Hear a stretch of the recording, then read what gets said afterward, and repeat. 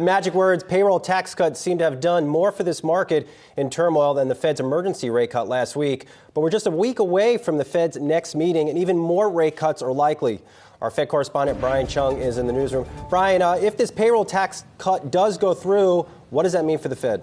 Well, what that means for the Fed is that it puts less of an onus on them to cut rates further, at least immediately. So when you consider that there are really two moving parts in trying to engineer a response to the stock market volatility yesterday, it's really fiscal policy and monetary policy. And as we saw from what the Federal Reserve did after its emergency cut of 50 basis points last week, it seems like monetary policy might have its hands tied behind its back, especially with interest rates only between 1% and 1.25% for the time being, which means that it's really on fiscal policy to try to step up to the plate here ahead of the Federal Reserve's scheduled meeting on March 18. We don't know the details exactly of that fiscal policy, but depending on what it would look like or depending on how much stimulus it would actually provide the economy, again, that would be important to kind of give the Federal Reserve a blueprint for going forward on how to engineer their own monetary response. But again, for right now, it seems like the Federal Reserve, or expectations rather for the Federal Reserve to have another emergency cut, have at least been quelled for the time being.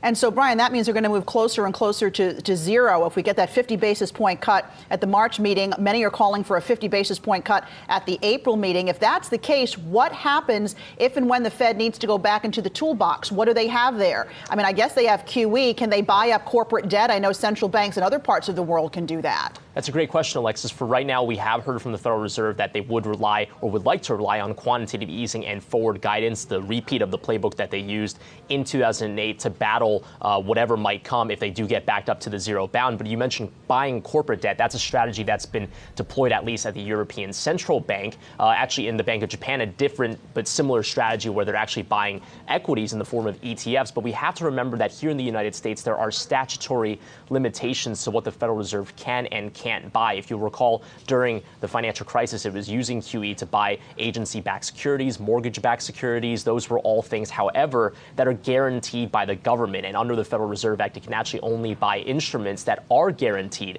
by the federal government, which would not be corporate bonds, which would not be ETFs. So those would both be limitations that the Federal Reserve would actually be held against if they were to be backed up to the zero bound and would want, for example, to buy corporate bonds and ETFs if that were to be the case. Again, they would need statutory change from Congress in order to do that. That's not something that's really been floated beyond a speech that we heard from Boston Fed President Eric Rosengren last week, where he said maybe it might be a good idea for Congress to think about giving the Fed that authority for right now.